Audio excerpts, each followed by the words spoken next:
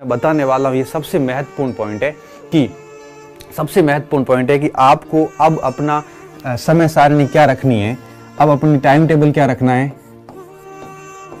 समय सारणी क्या रखनी है कि आपका जो है वो सिलेक्शन सुनिश्चित हो जाए। अब चयन के लिए आपको क्या करना है, ध्यान से सुनना और कोशिश ये करना है कि हो सके तो उसको फॉलो करने का प्रयास भी करना। मैं आपको सिर्फ 3 फॉर्मूले दे रहा हूँ, उन 3 फॉर्मूलों को अगर आप 4 महीने फॉलो करते हो तो मैं आपको आज लिख के दे रहा हूँ कि आपका सिलेक्शन कोई रोक नहीं सकता। और मुझे बहुत अच्छे से पता है कि आप इसको फॉलो नहीं कर पाओगे, बहुत कम बच्चे होंगे जो इसको फॉलो कर पाएंगे। मैं सिर्फ आपको 3 फॉर्मूले दे रहा हूँ और इन 3 फॉर्मूले मैं कई बार पहले भी दे चुका हूँ, आज भी दे रहा हूँ। सबसे पहला फॉर्मूला दे रहा हूँ 888 का। ये फॉर्मूला क्या है, 8 घंटे आप रेस्ट कीजिए आराम से। 8 घंटे आपको रेस्ट करनी है, मतलब करनी है, क्योंकि रेस्ट बहुत ज़रूरी है। दूसरी चीज़, 8 घंटे आपको स्टडी करनी है, मतलब करनी है। दिन में 8 घंटे और बच गए, इस 8 घंटे का आप उपयोग कैसे करते हैं ये आपके ऊपर निर्भर है। आप इस 8 घंटे को आप खेल कूद में भी आप इसके ऊपर इसको खराब कर सकते हैं, इन्वेस्ट कर सकते हैं। आप दोस्तों के साथ समय व्यतीत कर सकते हैं, आप और काम भी कर सकते हैं, या हो सकता है कि आप 4 घंटे 5 घंटे घरेलू काम कर लिए, 3 घंटे इसको स्टडी के साथ ऐड करके स्टडी को 11 घंटे कर दिया। ये आपके ऊपर डिपेंड है। लेकिन मैं सिर्फ इतना कहूँगा कि इन 8 घंटों को डेली को कम से कम आपको स्टडी में 8 घंटे देने हैं, मतलब देने हैं। इसके अलावा अगर आप 1-2 घंटे रेस्ट से भी निकालते हो, 3 घंटे इधर से निकाल के 4 घंटे और ऐड करते हो, ये तो आपकी महानता है। ये तो आपको डेफिनेटली और आगे ले जाएगा। दुनिया से सफलता के लिए दुनिया से एक कदम आगे रहना पड़ता है। दुनिया से एक कदम आगे रहना वाला व्यक्ति कभी जिंदगी में असफल नहीं हो सकता। और एक कदम आगे कौन होगा, जो इन 8 को 12 में कन्वर्ट करेगा, 8 को 2 घंटे में कन्वर्ट नहीं करेगा।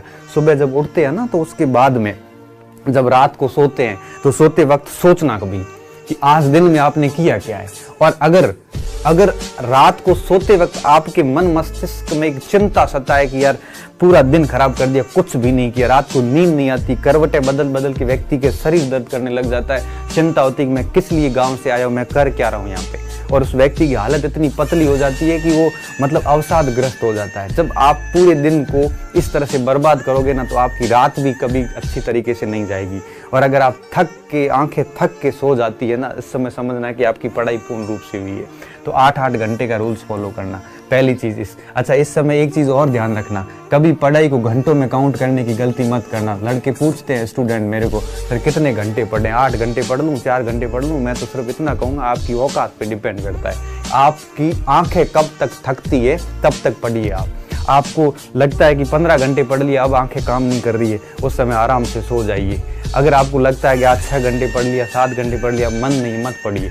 तो ये पढ़ाई घंटों में नहीं होती है, पढ़ाई होती है थकावट के आधार पे। जब आप थक गए, आपको लग रहा है कि अब मेरी पॉज पूरी होगी, अब मेरे से नहीं होगा, उस समय आप सो जाओ। कुछ बच्चे कहते हैं सर रात को पढ़ें कि दिन को पढ़ें। देखो ये अपने अपने फॉर्मूलेज होते हैं, कोई रात को पढ़ता, कोई दिन को पढ़ता। 3 साल मैं भी पूरी रात पढ़ता था, लेकिन बाद में मुझे लगा कि रात को पढ़ी हुई चीज़ें इतनी अच्छे से याद नहीं होती है, तो दिन को पढ़ना ज़्यादा बेहतर रहता है। कईयों के दिन में डिस्टर्ब होता है तो कई रात को पढ़ते हैं। तो ये अपने अपने ऊपर डिपेंड करता है कि वो रात को पढ़ो या दिन को पढ़ो, कोई फर्क नहीं पड़ता। रात को पढ़ने वाले भी IAS बन गए और दिन को पढ़ने वाले भी कई बार वो अभी खेती कर रहे हैं। कोई फर्क नहीं पड़ता आप कब पढ़ते हो, तो कोई ज़रूरी नहीं रात को पढ़ो या दिन को पढ़ो। कोई पूछता है कि सर सो के पढ़ें या बैठे पढ़ें, क्या फ़र्क पड़ता है।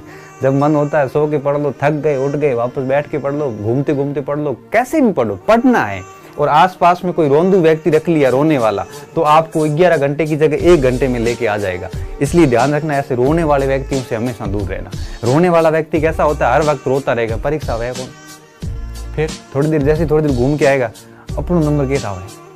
अब ऐसे रोने वाले व्यक्ति अगर पास में रख लिए तो आपको कुछ नहीं करने देगा। आप में भले कितने भी कैलिबर क्यों हो, कितनी भी काबिलियत क्यों, ऐसा रोने वाला व्यक्ति आपको आगे नहीं बढ़ने देगा। तो मैं सभी स्टूडेंट्स को यही कहूँगा, ऐसे रोने वाले व्यक्तियों को उससे दूरी जल्दी बना लो आप। ये रोने वाले रोंदू व्यक्ति जितने भी हैं, ये नकारात्मक व्यक्ति आपको कुछ नहीं करने देंगे, इसलिए ऐसे लोगों से दूर रहना। दूसरा फॉर्मूला मैं दूंगा 5+2 का। मैंने आपको पहले भी बताया और आप वापस कह रहा हूँ। आपको क्या करना है, 5+2 का रूल्स फॉलो करना है। क्या करना, जैसे मैं बताता हूँ। ये 4 सप्ताह होते हैं हमारे महीने में, ठीक है। पहला सप्ताह आपको क्या किया, आपने मंडे से लेके फ्राइडे तक दबा के पढ़ाई करी। उसके बाद में सैटरडे और संडे ये 2 दिन आपने क्या किया, रिवीजन किया। अगला सप्ताह आया, फ्राइडे में जहां आपने छोड़ा था मंडे को वापस वहीं से शुरू कीजिए, फ्राइडे तक लाइए और वापस सैटरडे और संडे को इस सप्ताह की प्लस इस सप्ताह की दोनों सप्ताह का रिवीजन कर लीजिए। तीसरा सप्ताह जैसे आएगा वापस फ्राइडे को जहां छोड़ा था वहां मंडे से स्टार्ट कीजिए, फ्राइडे तक लाइए, वापस आप सैटरडे संडे पे आ जाइए। सैटरडे संडे को इन तीनों सप्ताह का रिवीजन कर लीजिए और चौथे सप्ताह का ये कर लीजिए। तो इससे क्या होगा, आप जो है वो कम से कम 1 महीने में 8 से 10 दिन तक तो रिवीजन हो जाएगा और 20-25 दिन आपकी अच्छे से स्टडी हो जाएगी।